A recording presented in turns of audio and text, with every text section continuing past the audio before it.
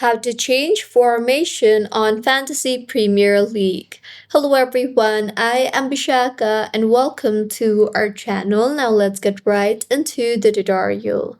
Firstly, go ahead and open your preferred browser and in the search bar, search for fantasy.premierleague.com.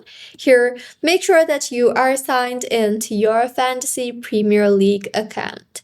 And now, in order to change your formation, tap on the Pick Team option you see there on top dashboard, and here you will be able to view your team.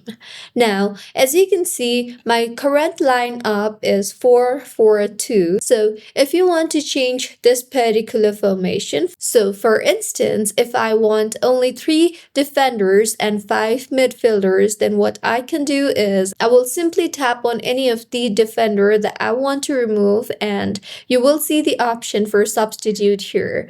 So tap on the substitute option and now go to the substitute bar and then choose a midfielder in order for substitution. Now, in the confirmation that appears, tap on substitute again, and with this, as you can see, my formation has now changed to 3-5-2 in place of 4-4-2. So this was about how you can change formation in Fantasy Premier League. If you find this tutorial helpful, please like the video and do comment if you have any queries.